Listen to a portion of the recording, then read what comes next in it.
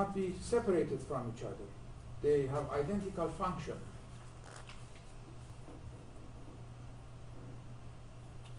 Muscular armor is defined as total muscular and physical attitude and chronic muscular spasms, which develops as a defense against breakthrough of organ sensations and emotions, in particular rage and sexual excitation.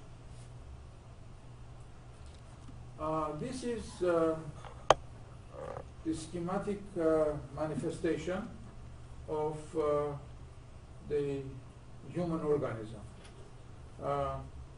Here is the center of the organism, and this is the primary impulse. When it hits to the armor, which is here, it changes, and it changes its quality and we develop secondary drives or secondary impulses or neurotic symptoms. From here on, it can change to anything.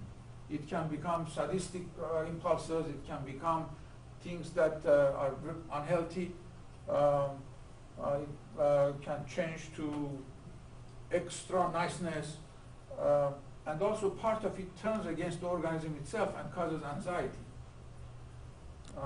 So from here on, this armor becomes the base of the pathology in the person and causes all types of sicknesses.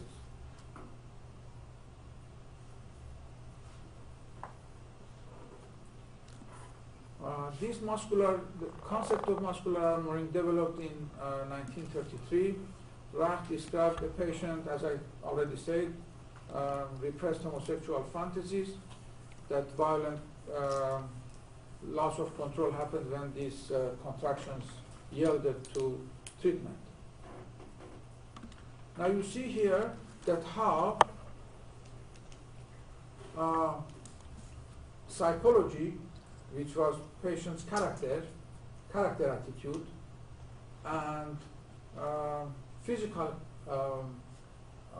condition are getting integrated with each other. One is attached to other. They cannot be separated. The man who had a stern neck had also an attitude of, let's say, a defensive attitude. Defensive attitude is something in psychological realm, while the muscular spasm is in something in the realm of body. So you see how these two are related with each other. From here on, the concept of psychosomatic illnesses develops. But this is unique to orgonomy. You cannot find this understanding in general medicine. That's why they are helpless when it comes to psychosomatic illnesses. Any medical or psychiatric book, if you open, in the section of psychosomatic illnesses, you will see that the author in the first paragraph or second paragraph, he talks about psyche and soma are related, and they are there should be a psychic and somatic unity, psyche in soma and soma in psyche, and things like that.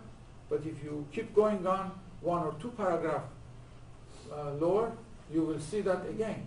He's talking as if psyche is something here and soma is something there, in a duality type of a matter, and they soon lose what they were talking about, the unity of psyche and soma, because they don't have the theory that is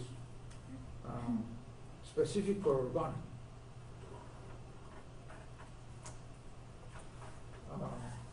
By the way, Doctor, I would like to have your input later on if you have any objection about this. Or Doctor, the radiologist. I'm a radiologist. I don't know much about well, you must have, there are few doctors. Yes. Okay. Dr. Zakishan. As I said, this theoretical concept of unity of psyche and soma is unique to orgonomy, and there is no other psychiatric or medical theory is able to penetrate to the depth of connection of psyche and soma.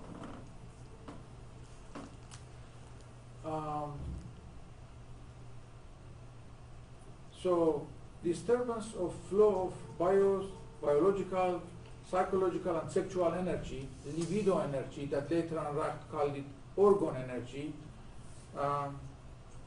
which also causes disturbance of orgasm, happens by the process of armoring.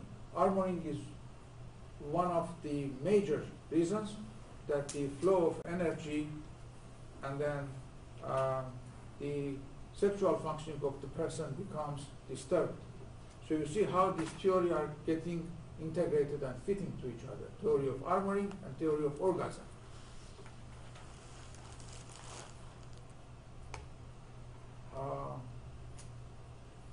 In the psychoanalysis, the model for the treatment of the patients is conscious and unconscious, and also ego, superego, the model that I told earlier.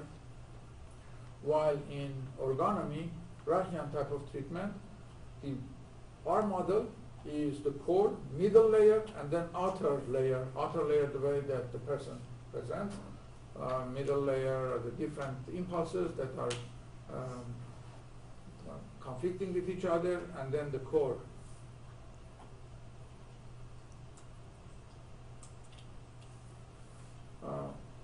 Armoring disturbs and distorts the orderly flow of biosexual energy in the body. This becomes pathogenic base for many emotional and physical illnesses. As you saw in the movie, he was talking about cancer and how it helps the cancer patient. It also causes emotional plague. Now, Reich called emotional plague the impulses that get distorted by armoring, secondary motives that get distorted and become sadistic and destructive to society. And from here on, Reich's theories transcends psychology and psychiatry and medicine. It enters into social work, into sociology. Armoring causes secondary drives that may become sadistic and destructive and harms the society in general, and from here on it gains significance in sociology. Actually, he has an important book by name of